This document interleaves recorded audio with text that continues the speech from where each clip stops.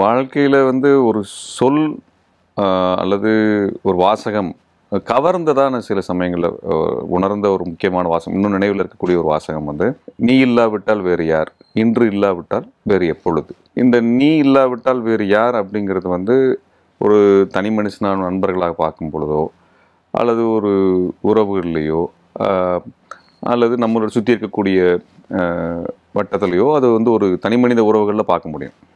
அப்போ பொருத்தமாக இருக்கும். இப்போ ஒரு நண்பன்கிட்ட பார்க்கும் பொழுது நம்ம சொல்லலாம், நீ இல்லைன்னா வேறு யாரா எனக்கு அப்படின்றது ரொம்ப இடத்துல பொருந்தி போகும். இதே வேறொரு இடத்துலேருந்து பார்க்கும்போது, நீ இல்லாவிட்டால் வேறு யாருன்னா நம்மளை சுட்டிக்கிறதா சொல்லலாம். ஒரு முக்கியமான ஒரு வேலையை எடுத்து செய்யும் பொழுது, நீ செய்யாமல் வேறு யார் செய்கிறது, அல்லது இந்த பொறுப்பை நீ ஏற்காமல் வேறு யார் ஏற்கிறது, உன் குடும்பத்தில் ஒரு பொறுப்பை நீ இல்லாமல் வேறு யார் எடுக்கிறது, அல்லது உன்னுடைய படிப்பில் நீ இல்லாமல் வேறு யார் வந்து சிறப்பாக பண்ணிட முடியும் உன்னோட இடத்துல இருந்து அப்படின்னு எடுத்துக்கலாம். அல்லது ஒரு சமூக பிரச்சனை அப்படின்னா, நீ இந்த சமயத்தில் வேலை பார்க்கலாம், வேறு யார் வேலை பார்ப்பாங்கன்னு நினைக்கிற, நீ உனக்கு பொறுப்பு இல்லைன்னா வேறு யார் அந்த பொறுப்பு எடுத்துக்கணும்னு நினைக்கிற அப்படின்னு ஒரு ஒரு பரந்துபட்ட தளத்துக்குள்ளார அந்த வார்த்தை வந்து ஒரு அர்த்தப்பட்டுக்கிட்டே இருக்கிறத நான் புரிஞ்சுக்கிட்டேன். இப்பொழுது இல்லாவிட்டால் வேறு எப்பொழுது, இதனோட அடுத்த இது முன்னாடி அடியா பின்னாடியா எனக்கு தெரியல. ஆனால் இந்த ரெண்டு சேர்ந்து தான் நான் வந்து ஒரு முழுமையடைஞ்ச ஒன்றை வந்து நான் பார்த்தேன். இப்பொழுது இல்லாவிட்டால் வேறு எப்பொழுது அப்படின்னா வந்து இதை இப்போ செய்யணும், அதாவது சரியான நேரம்ங்கிறது இப்போ செய்யக்கூடிய சமயத்தில் செய்ய வேண்டிய விஷயங்கள் அது. அப்போது வந்து நீ தான் சரியான ஆள் என்றால் அது இப்பொழுது தான் சரியானதாக இருக்க முடியும். நீ சரியான ஆள் இல்லை என்றால் வேறு யாராக இருக்க முடியும், இப்பொழுது செய்ய முடியவில்லை என்றால் வேறு எப்போது செய்ய போகிறாய் என்கின்ற அடுத்த ஒரு கேள்வியை வந்து அது போடுது. அப்போ இது வந்து எல்லா சமயங்கள்லையுமே வந்து நம்ம வந்து இந்த வார்த்தைகள் வந்து நம்மளை உற்சாகப்படுத்துகிறதாகவும் பார்க்கலாம், யோசிக்க வைக்கிறதாகவும் பார்க்கலாம், செயல்பட வைக்கிறதாகவும் பார்க்கலாம், நம்பிக்கை கொடுக்கறதாகவும் பார்க்க முடிய ஒரு வார்த்தையாக வந்து பார்த்தேன். என்னோட ஒரு நெருங்கிய நண்பன் வந்து எனக்கு வந்து பேசும் பொழுது, எனக்கு இந்த வார்த்தை ஒரு கவிதை படித்த அந்த கவிதை எனக்கு பிடிச்சதுரா அப்படின்னு நான் வந்து எனக்கு சொன்ன பொழுது, இன்னைக்கு வரைக்கும் எனக்கு அது மறக்க முடியாத ஒன்றாக. எனக்கு கிட்டத்தட்ட இது வந்து வாசகங்கள் கிட்ட 30 வருஷத்துக்கு மேலாச்சு. இன்னும் வந்து எனக்கு வந்து நினைவில். பொதுவாக வந்து இதெல்லாம் மனப்பாடம் பண்ணக்கூடிய ஆள் இல்லை. ஆனால் எனக்கு இந்த வாசகம் வந்து இன்னைக்கு வரைக்கும் அப்படியே நிலைச்சு நிற்பதற்கான காரணம் வந்து, இது எல்லா இடங்கள்லையும், எல்லா சூழல்லையும், எல்லா மனிதர்களிடத்திலும் ஒரு பொருந்தி போகக்கூடிய ஒன்றாக இந்த கவிதை வரிகள் எனக்கு இருந்தது. அந்த சமயத்தில் நம்ம பார்க்கும்போது, நம்ம ஒரு படித்து இருக்கும் பொழுது ஒரு முக்கியமான, நம்ம தான் படித்து மேலே வரணும் அப்படின்னு வரும்பொழுது இது ஒரு முக்கியமான ஒரு வாசகமாக எனக்கு பட்டுச்சு. அந்த சமயத்தில் வந்து படிப்பை வந்து எனக்கு ஒரு ரெண்டை மனசோடு இருந்தேன். நான் வேறு ஏதோ படிக்கணும்னு நினச்சிட்டு இருந்தேன். ஆனால் வந்து வீட்டில் என்ன சொல்லியிருந்தாங்கன்னா, அப்பா என்ன சொன்னாங்கன்னா, இல்லை இந்த சமயத்தில் குடும்பத்தில் நீ தான் முதல்ல இந்த துறை பக்கம் வர்ற, நீ வந்தேன்னா குடும்பத்துக்கு மற்றவங்களும் ஒரு இடத்துக்கு வருவாங்க அப்படின்னும் பொழுது இது வந்து எனக்கு ஒரு சமாதானமாக வந்து இந்த வாசகம் வந்து பட்டது. ஒரு நல்ல நெருங்கிய நண்பன்ட்டு இந்த வாசகம் வந்து நம்மளுக்கு வந்து ஒரு அணுக்கமான ஒரு உணர்வை கொடுத்தது. நீங்கள் ஒரு காதலிக்கிற பெண்ணிட்டையும் இது வந்து இன்னும் அர்த்தப்படக்கூடிய ஒன்றாக வந்து ஒரு வாசகமாக இருந்தது. நீ இல்லை விட்டால் வேறு யார் அப்படிங்கிறது வந்து இன்னும் ஒரு மனதுக்கு நெருக்கமான ஒரு, அது எல்லாமே சொல்லிடுது. அந்த காதலை வேறு அதுக்கு மேலே வந்து விவரிக்கணுங்கிற அவசியமே இல்லை, அது எல்லாத்தையும் சொல்லக்கூடிய வாசகமாகவும் இருந்தது.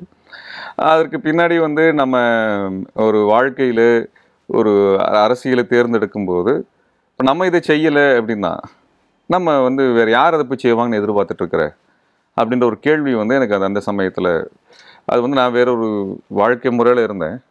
அப்போ இந்த கேள்வி வந்து எனக்கு வந்து வேறு ஒரு இடத்த வந்து நியாயப்படுத்தி கொடுத்துச்சு. 2009 இனப்படுகொலை நடந்த பொழுது இந்த வாசகம் எனக்கு திரும்ப நினைவுக்கு வந்தது. அப்போ வந்து இந்த விஷயத்தை நீ எடுத்து பண்ணலாம், வேறு யாரும் எடுத்து செய்ய போகிறேன்னு நினச்சிட்டு இருக்கியா நீ? இப்போ நீயே செய்யலைன்னா வேற ஒருத்தன் ஏன் செய்யணும்னு எதிர்பார்க்குற? நீ இதை இப்போ செய்யலைன்னா வேறு எப்போ யார் செய்ய போகிறா? இதெல்லாம் வந்து அந்த சமயத்தில் இதே வாசகங்கள் அப்போ எழுந்த ஒன்று. அப்போ என்னோடய வாழ்க்கையில் இந்த வாசகம் வந்து தொடர்ச்சியாக என்னோட பயணப்படுறதா வந்து நான் உணர்ந்துக்கிட்டேன். அது என்னுடைய நண்பர்களாக இருந்தாலும் சரி, நான் நேசிக்கக்கூடிய பெண்ணாக இருந்தாலும் சரி, அல்லது நான் எடுத்துக்கொண்ட வாழ்க்கையாக இருந்தாலும் சரி, இது தொடர்ச்சியாகவே என்னோட பயணப்படக்கூடிய வார்த்தையாக ஒரு கவிதையாக வந்து என்னோட வந்து சேரும்னு நான் எதிர்பார்க்கவே இல்லை. அப்படி ஒரு கவிதையாக என்னட்ட வந்து சேர்ந்திருக்கிறது.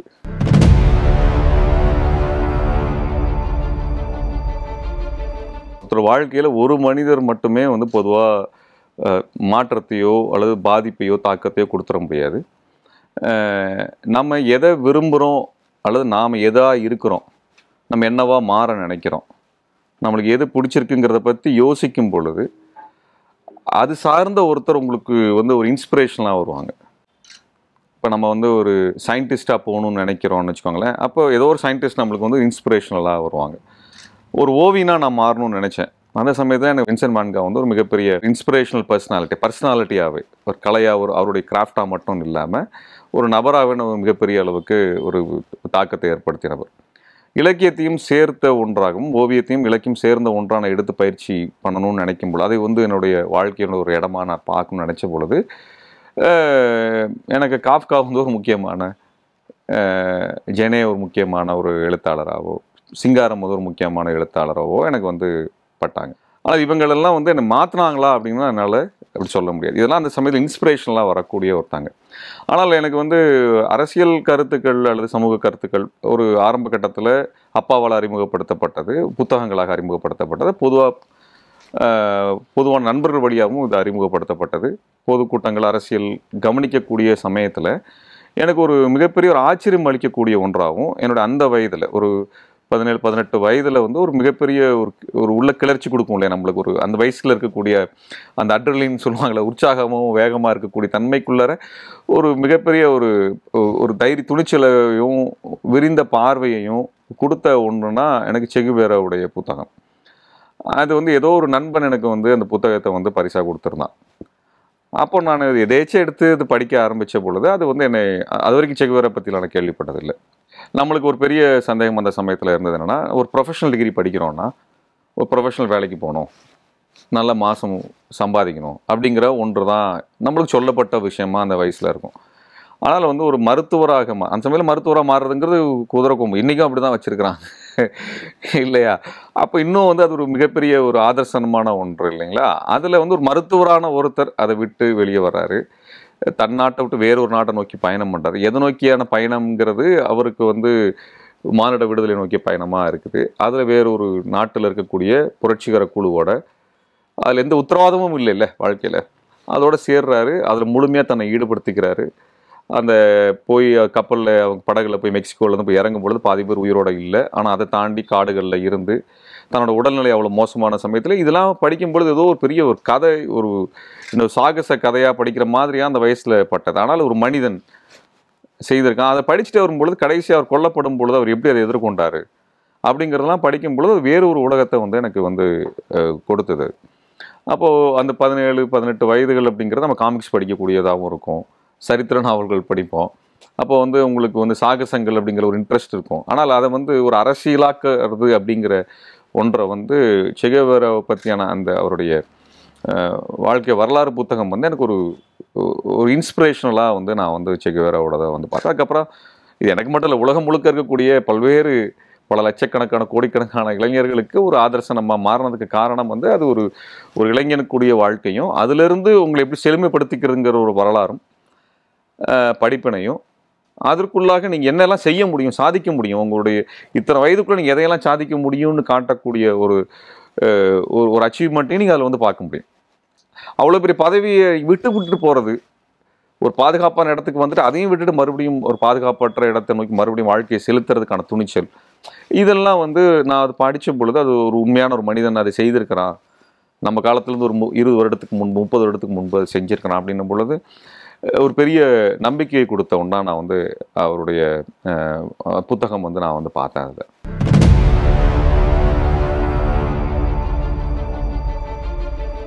ஒரு முக்கியமான ஒரு வாழ்க்கையில் ஒரு ஆரம்பகட்ட காலகட்டங்களில் 10 வயதில் நடந்த ஒரு சம்பவம் இன்றைக்கு எனக்கு பசுமையாக நினைவில் இருக்கிறது. ஒன்று என்னென்னா, நாங்கள் அப்போ மதுரையில் அப்பா இருந்தாங்க, அங்கே தான் வேலை பார்த்துட்டு இருந்தோம், கிராமப்புற பகுதியில் வேலை பார்த்துட்டு இருந்தாங்க. அப்போ வந்து ஏழைகளுக்கு, குடிசைகளுக்கு இலவச மின்சாரம் வந்து அன்றைய எம்ஜிஆர் ஆட்சியில் கொடுக்கப்பட்டிருந்தது. அப்போ அப்பா வந்து அதற்கான வேலைகள் எல்லாம், அதுக்கான படிவத்தை நீங்கள் பூர்த்தி பண்ணி கொடுத்தீங்கன்னா அது இலவச மின்சாரம் கொடுத்துருவாங்க. ஆனால் அந்த ஏழைகள் வந்து எழுத படிக்க தெரியாதவங்களாக இருப்பாங்க.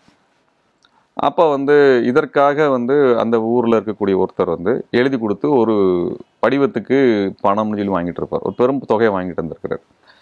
இது அப்பாவுக்கு தெரிந்தது. அதில் இந்த ஏழைகளில் பட்டியல் சமூகத்தை சார்ந்தவர்கள் பெரும்பான்மையாக இருக்கக்கூடியவர்களாகும். ஏன்னா ஏழைகள் அப்படிங்கிறதுல எல்லா தரப்பு ஆட்களும் இருக்கக்கூடிய ஒரு எந்த வசதியும் இல்லாத அந்த மக்களுக்கு இவர் போய் இறங்கி வேலை செய்ய போகிறாங்க. அது வந்து அவங்களுடைய ஒரு சண்டையை, உள்ளூர் பிரச்சனை, எப்படி வெளியூர்லேருந்து ஒருத்தர் வந்து எங்கள் ஊரில் இதெல்லாம் செய்யலாமா அப்படின்னு ஒரு மதுரை சுற்றி இருக்கக்கூடிய அந்த கிராம பகுதியில் அது ஒரு பெரிய நெருக்கடியாக வருது. அது ரொம்ப ஆவுன்னா வந்து சண்டை போடுறது, அடிக்கிறதுக்கு ஆள் வர்றது போகிறது நடந்துகிட்டே இருக்கக்கூடிய ஒன்றா இருந்தது. வீட்டில் அம்மா பயந்துட்டே தான் இருப்பாங்க. அப்போ எனக்கு ஒரு 10 வயது கிட்ட இருக்கும், 9-10 வயது கிட்ட இருக்கும். நானும் தங்கச்சி இருக்கும் பொழுது ஒரு நாள் வந்து காலையில் வந்து நம்ம பொங்கலுக்கு முன்னாடி வந்து துணி எடுக்க போகலாம், பொங்கலுக்கு துணி எடுக்க போகலான்னு சொல்லிட்டு போனால் காலைல ஒரு 10 மணிக்கு வந்துடுவேன், போயிடலான்னாங்க. நானும் தங்கச்சி எல்லாம் ட்ரெஸ் எடுக்க போகிறோம் அப்படின்னு ஒரு துணி எடுக்க போகிற உற்சாகத்தில் ஒரு வீட்டில் இருக்கோம். காலைல 10 மணிக்குனா அப்பா 10 மணிக்கு வரல. அது அப்படியே நேரம் போய் போய் போய் போய் போய் போய் இரவு 10 மணி தாண்டிடுச்சு. அந்த காலகட்டத்திலலாம் 9 மணிக்கு மேலே யாரும் பெருசாக முழிச்சிட்டு இருக்க மாட்டாங்க. இரவு 10 மணிக்கு மேலேயும் எதுவும் இல்லை. அப்புறம் திடீர்னு அவங்க அலுவலகத்துலேருந்து ஒரு ஜீப் வந்தது. முதல்ல ஒரு வேலை பார்க்குற ஒரு ஃபோர்மேன் வந்தார். அவர் ஐயா வந்தாச்சான்னு கேட்டு போனாங்க. எங்களுக்கு ஒன்றும் தெரியல, உங்க கூட தானே வந்திருப்பாருன்னு அம்மா சொன்னாங்க. அப்புறம் ஜீப் வந்து விசாரித்தாங்க. இன்னும் ஐயா வந்துட்டாரா அப்படின்ன மாதிரி. அப்பா வந்துட்டாங்களா அப்படின்னு வந்து என்கிட்ட கேட்டாங்க. இல்லை அப்பா இன்னும் வரலையே அப்படின்னா. அப்புறம் அம்மாவை கூப்பிட்டேன். வந்தோடனே அம்மா வந்து அதுக்கப்புறம் ஏதோ தப்பு நடந்துருச்சு அப்படிங்கிற ஒரு பயம் வந்து எல்லாத்துக்குமே வந்தது. அப்புறம் என்னாச்சு ஏதாச்சுன்னு கேட்டாங்க. அப்புறம் பார்த்தா அப்புறம் ஒரு போலீஸ் ஜீப்பில் இதில் வந்தாங்க. அந்த அப்பா தான் வந்து தலையெல்லாம் கட்டு போட்டு வந்தாருங்கனாங்க. ஏன்னா இவர் வந்து இந்த மாதிரிகள் இருந்ததுனால ஒரு அந்த பகுதியில் வந்து ஒரு மின்சார டவர்ஸ் கொண்டு போகிறதுக்காக அளந்துட்டு இருக்கும் பொழுது, தனியாக இருக்கும் பொழுது வந்து தாக்கியிருக்கிறாங்க. கடுமையான தாக்குதலுக்கு அப்பா வந்து உள்ளானதுக்கான காரணம் வந்து இந்த மக்களுக்காக போய் நின்று வேலை செய்த ஒரு விஷயம்தான். அது அப்பா வெட்டினாங்க. அந்த மாதிரியான ஒரு மோசமான ஒன்று இருந்தது. அப்பா வந்து வீட்டில் வந்து அப்புறம் அப்பா சிகிச்சை எடுத்துகிட்டு வந்து படுத்துட்டாங்க. அப்போ வந்து அந்த கிராமத்துக்காரங்கெல்லாம் சேர்ந்து வந்து நேராக வந்து இன்னும் அது ஞாபகம் இருக்குது, வந்து நீங்கள் எங்கள் ஊர்க்காரங்களோட ராசியாக போகணும்ல, வெளியூர்லேருந்து வந்திருக்கிறீங்கன்னு கிட்டத்தட்ட வந்து மிரட்டினாங்க. அப்பா வந்து அதுக்கு ஒன்றுமே பதில் பேசலை. அதுக்கப்புறம் யாரெல்லாம் இந்த இதுக்குள்ள இந்த மாதிரியான வேலைகளில் செய்கிறாங்களோ அவங்க இடத்துலலாம் அப்பா கூட வேலை செய்தவங்க வந்து நாங்கள் வந்து மின்சாரத்தை வந்து நிறுத்துகிறோம் அப்படின்ற மாதிரி அவங்க ஒரு ஸ்ட்ரைக் பண்ணி நிறுத்திட்டாங்க. இது ஒரு வாரம் ஓடிச்சு இந்த சண்டை. அப்புறம் வந்து ஒரு வாரம் கழிச்சு அதே ஆட்கள்லாம் வந்தாங்க. ஏன்னா அவங்களுக்கு விவசாயம் நடக்கலை. வந்து அப்போ வந்து சமாதானம் பேசினாங்க அப்பாட்ட. அப்போ யூனியன் மெம்பர்ஸ் எல்லாமே அப்பா கூட இருந்தாங்க. அப்போ வந்து அப்பா வந்து ஒன்றுமே சொல்லலை. ஒரு ஏழை எளிய மக்களுக்கு செய்யக்கூடிய விஷயத்தை தடுக்கிறதுக்கு எது நடந்தாலும் நாங்கள் அதுக்கெல்லாம் பயப்பட மாட்டோன்றதான் அப்பா வெளிப்படையாக அந்த மக்கள்கிட்ட சொன்னது. அப்புறம் அவங்க ஒரு சமாதானத்துக்கு வந்தாங்க. இது வந்து எனக்கு வந்து பார்த்தப்போ இதுக்கு கண்ணு முன்னாடி நடந்த ஒரு விஷயம். அவர் அப்பவும் அது துணிச்சலாக தான் நின்று அந்த வேலையை செஞ்சு முடிச்சுட்டு தான் வந்து வந்தாங்க. அப்போ இது வந்து எங்களுக்கு வந்து ஒரு பெரிய ஒரு எந்த சமயத்துலையும் நம்ம வந்து எதுக்கும் அச்சப்படாமல் நிற்கணும். தெரியும் அப்பாவை அதுக்கப்புறம் அப்பாவோட உயிருக்கு ஆபத்து இருக்குங்கிறது தெரிஞ்சும் கூட அவர் வந்து இறங்கி வேலை பார்த்துட்டு தான் இருந்தாங்க அதில். அப்போ இதெல்லாம் வந்து அந்த வயசில் தெரிஞ்ச விஷயம். அது இது மாதிரி நம்ம நேரடியாக பார்த்தோம். அது அப்பாட்ட அது நம்ம அந்த சம்பவம் வந்து ஒரு அந்த வயசில் ஒரு துணிச்சலை கொடுத்தது. அதுக்கப்புறம் நான் கல்லூரி போன சமயத்தில் இவங்க அப்பா நிறைய யூனியனுடைய வேலைகளில் இருந்ததுனால பல சமயத்தில் பெரிய நெருக்கடிகள் இருக்கும், அல்லது சஸ்பெண்ட் ஆகிருப்பாங்க, பாதி சம்பளம் வரும், வராமல் இருக்கும், பெரிய நெருக்கடிகளான ஒரு கட்டத்தில் தான் இருக்கும். அப்போ அவர் வந்து ஒரு தொழிற்சாலைக்கு வந்து தவறாக வந்து ஃபைன் போட்டிருந்துருக்குறாங்க. ஒரு பெரும் தொகையை வந்து நான் சொல்கிறதுக்கு 35 வருஷம் இருக்கும், பெரும் தொகையை போட்டிருக்கேன். இதை பார்த்துட்டு அந்த அவ்வளோ பெரிய தொகை இதுக்கு போட வேண்டியது இல்லைன்னு சொல்லி இவர் அதை சரி பண்ணி கொடுத்து வந்துட்டாங்க. அந்த தொழிற்சாலையை சேர்ந்த அந்த தொழிற்சாலை வச்சுருக்கக்கூடிய முதலாளி வீட்டுக்கு வந்தார். எங்கள் வீடை வந்து 180 சதுரடி கூட இருக்காது, ஒரு ஓட்டு வீட்டுக்குள்ளே தான் இருக்கும். அவருக்கு வந்து ஒரு அரசாங்க அதிகாரி இப்படி ஒரு இடத்துல இருப்பாரான்றதெல்லாம் தெரியல. இது வந்துட்டார், வந்து வீட்டில் சேர் கூட உட்காரதுக்கு இருக்காது. அப்போ அவர் வந்து என்ன பண்ணார்னா, முதல்ல வந்து ரொம்ப நன்றி சார், மாதிரி பண்ணிட்டீங்க சார். ஆமாம் சார், இல்லை நான் என்னோடய வேலை நான் பண்ணேங்க அப்படின்னாரு. அப்புறம் வந்து ஏன்னா ஒரே ரூம் தான் இருக்கும் எங்கள் வீட்டில், அதுக்கு மேலே சமையல் கட்டு, சின்னதாக சமையல் கட்டு இருக்கும். ஆனால் எல்லாருமே அந்த ரூமில் தான் இருக்கணும். அதனால் எங்கள் கண்ணு முன்னாடி தான் நடக்கும் அது. அப்போ என்ன சொன்னாங்கன்னா, இல்லை இது எங்கள் வேலை தாங்க, இது நான் பண்ணிட்டேங்க அப்படின்னு சொல்லிட்டாங்க. இது உங்கள் மேலே தப்பு இல்லை, தப்பாக போட்டாங்க, அதனால் சொல்லிட்டேன் வேலை முடிஞ்சுதுங்க அப்படின்னா. சரின்னு சொல்லிட்டு அப்படியே கொஞ்ச நேரம் யோசிச்சுட்டு, சார் ஏதாவது பணம் அப்படின்னு சொல்லிட்டு ஒரு பணத்தை எடுத்து நீட்டாங்க. அவர் பெரும் தொகையை கொடுத்தாங்க. அவர் இல்லைங்க நாங்கள் இதெல்லாம் வாங்கலை, என்னோடய வேலைக்கு எங்கள் கவர்மெண்ட் சம்பளம் தருதுங்க, இதெல்லாம் நான் வாங்குறதில்ல அப்படின்னாரு. அவரை கொஞ்சம் நேரம் அமைதியாக, இல்லை சார் நீங்கள் இதுக்காக எடுத்துக்கணும், எங்களுக்கு பெரிய அளவுக்கு நீங்கள் உதவி பண்ணியிருக்கிறீங்கன்னு. இல்லைங்க என்னோடய வேலை என்னவோ அதுதாங்க செஞ்சேன் 2வது தடவை சொன்னார். அவர் அதையும் மீறி 3வது தடவை இல்லை சார் நீங்கள் எங்கனக்கா அதை வாங்கிக்கணும்னு சொன்னப்போ வெளியே போங்க அப்படின்னாரு. அவர் ரொம்ப தயங்கி எப்படி ஷாக்காக எழுந்திரிச்சு நின்னாங்க. இப்போ இல்லை நான் வேறு ஏதாவது வார்த்தை பேசிட்டு போகிறேன், தயவுசெய்து வெளியே போயிருங்க அப்படின்ட்டார். இது என் கண்ணு முன்னாடி அன்னைக்கு வீட்டில் என்ன மாதிரியான சிரமம் இருந்தது, பொருளாதார நெருக்கடி இருந்ததுன்னு எங்கள் எல்லாத்துக்குமே தெரியும். எங்கள் அப்பாவுக்கு 2 சட்டை 2 பேண்ட்டை தாண்டி வச்சுக்க மாட்டார் அவர். எங்களுக்கும் கிட்டத்தட்ட அதே மாதிரியான ஒரு வாழ்க்கையில் தான் எங்களையும் பழக்கப்படுத்தி இருந்தாங்க. அப்படி தான் இருந்தோம். அப்போ அந்த நெருக்கடியிலையும் உங்களுக்கு பொருளாதார நெருக்கடியிலையும் அது வந்து வாங்கியிருந்தா ஒன்றும் தப்பாக யாரும் சொல்லியிருக்க போகிறது இல்லை, யாரும் ஒன்றும் கேட்க போகிறதெல்லாம் இல்லை. ஆனாலும் கூட எனக்கு தெரிஞ்சு அவங்க இன்றைக்கு வரைக்கும் அந்த நேர்மையோட கராராக நிற்கக்கூடிய, இன்றைக்கும் அவர் வந்து பொது பேருந்தில் தான் போவார். அவர் பொது பேருந்துலையோ மற்ற என்ன ஒரு எளிமையான வழி கிடைக்குதோ அது வந்து அவங்க அப்படி பழக்கப்பட்டு வளர்ந்த அது நம்ம பார்க்கும் பொழுது இந்த சம்பவங்கள் வந்து நமக்கு சில விஷயங்கள் கற்றுக் கொடுக்குது, உதாரணமாக இருக்குது. அப்போ நம்ம வந்து இது தாண்டி இது இந்த இந்த இந்த அற உணர்வை தாண்டி வாழ முடியாதுல்ல, இதுக்கு உட்பட்டு தானே நம்ம வாழ முடியும். ஏன்னா நம்மளுக்கு வழிகாட்டக்கூடியவங்க அப்படிப்பட்டவங்களா இருக்கிறாங்க, நம்ம கண்ணு முன்னாடி அவங்க அப்படிப்பட்டவங்களா இருக்கிறாங்க. நான் வேறு யாரையோ சொல்கிறத விட அப்படிங்கிறது நான் வந்து சொல்லிட்டு போகலாம். ஆனால் என் கண்ணு முன்னாடி நடந்த சம்பவங்கள் தான் என்ன வந்து என் குடும்பத்துக்குள்ளார நான் சந்தித்த சூழலில் எதெல்லாம் நடந்ததோ அதை யார் நடத்துனாங்களோ அவங்க தான் நம்மளுக்கு இன்ஸ்பிரேஷனலாக இருக்க முடியும். இப்போ இது மாதிரி நான் ஒரு பல சம்பவங்களை சொல்ல முடியும். அவர் வந்து அம்மாவும் சரி அப்பாவும் சரி 2 பேருமே சொந்தக்காரங்களோட அதிகமாக வளர்த்துனதை விட தோழர்களோட, அவங்களுடைய அப்பாவுடைய யூனியன் மெம்பர்ஸோட, தொழிற்சங்கத்தில் இருந்தோட சேர்ந்து வளர்த்தவங்க தான் அதிகம். அதனால் என்ன ஆகுனதுன்னா, நாங்கள் என்ன சாதி சமூகம் அப்படிங்கிற எந்த தொடர்பும் இல்லாமல் எங்களை வளர்த்தெடுத்தாங்க. ரொம்ப கவனமாக 2 பேருமே. அம்மா அதிகமாக படிக்காதவங்க, அதீதமான கடவுள் பக்தி கொண்டவங்க. அப்பா வந்து அப்படி கிடையாது, நேர் எதிரான ஒருத்தாங்க. ஆனால் 2 பேருக்குள்ளார இருந்த அந்த புரிதல் வந்து என்னென்னா, எங்களை வந்து அந்த மாதிரியான எந்த சூழலுக்குள்ளே இல்லாமல், இப்போ எனக்கு தங்கச்சிக்கும் மொட்டை அடித்து காது குத்துறதுன்றது எல்லாருமே தாய்மாமன் மடியில் பண்ணுறது. ஆனால் அப்பாவுடைய நண்பர்கள் மடியில் உட்கார வச்சு தான் பண்ணாங்க. அப்போ இதெல்லாம் எங்களுக்கு என்ன ஆச்சுன்னா, எங்களை வேற ஒரு விதமான ஆட்களாக சின்ன வயசுலேருந்து வளர்த்து எடுத்து கொண்டு வந்தது.